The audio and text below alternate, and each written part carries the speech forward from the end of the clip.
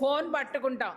దాన్ని దేవుని వాక్యం 1 నిమిషమో 5 నిమిషాలు చూస్తామేమో, కానీ మన చేతి వేళ్ళు చాలా స్పీడ్గా వెళతా ఉంటాయి. వెళతా ఉన్నప్పుడు అవి ఎలా మారుతాయంట?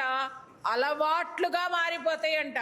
ఫోను లేకుండా, లేకపోతే లోకపు ఆకర్షణలు లేకుండా మనము ఉండలేని స్థితిలోనికి మారిపోతూ ఉంటామన్నమాట. ఎలాగంటే దానివల్ల వచ్చే ఆనందంలో బ్రతుకుతూ ఉంటాం. నిజంగా చెప్పాలంటే ఈ శరీరాశ అనేది ఒక తీయగా ఉండే విషము లాంటిది.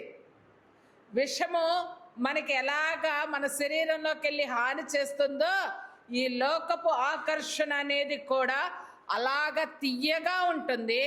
అదే ఆకర్షణ మనకు విషము, మనల్ని పరలోకము నుండి వేరు చేసే విషమై ఉన్నది.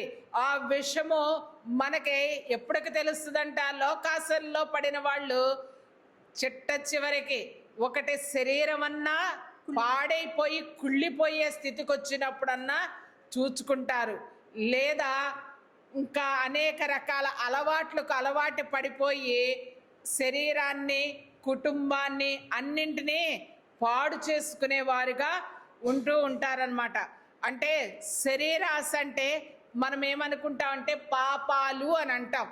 పాపాలు మాత్రమే కాదు, దేవుని చిత్తాన్ని ప్రక్కకు పెట్టి జీవించడము, మన ఆనందం కోసము దేవుని చిత్తము ఏదైతే ఉంటుందో దాన్ని కూడా ప్రక్కకు తోసేసి మన ఆనందాన్ని నెరవేర్చుకోవడం కోసము దేనికైనా తెగిస్తారు అని అంటారు చూసారా? అలా తెగించడమే లోకపు ఆకర్షణ లేదా శరీరాశ. దానిని మనం విడిచిపెట్టాలంటే అవుతుందా అండి? కానే కాదు. ఎందుకంటే శరీరాశ అనేది మన నరాల్లో ఇమిడిపోయి ఉంటుంది. నేత్రాశ గురించి చెప్పుకునేటప్పుడు చెప్పుకుందాం, కానీ శరీరాశ ఎలా ఉంటుందో తెలుసా? అది బాగుంటుంది, ఇది బాగుంటుంది, ఇలా జీవించాలి, లోకంలో ఇలాంటి ఆకర్షణలు ఉన్నాయి, అలాంటి ఆకర్షణల తట్టు ఇప్పుడు టిక్టాక్లని షార్ట్స్ అని ఇలాంటివి ఉంటాయి. దానికోసం యువత ఏం చేస్తుందో కూడా అర్థం కాని పరిస్థితి. యవ్వనస్తులు ఉంటారు, ఆడపిల్లలు ఉంటారు, వాళ్ళు కూడా అంతే. దేనికి ఏ విషయాన్ని కప్పి ఉంచాలి, ఏ విషయాన్ని బహిర్గతం చెయ్యాలన్న ఆలోచనను కూడా వదిలేసేంత లోకపు ఆకర్షణలలో బ్రతుకుతూ ఉన్నారు. శరీరాన్ని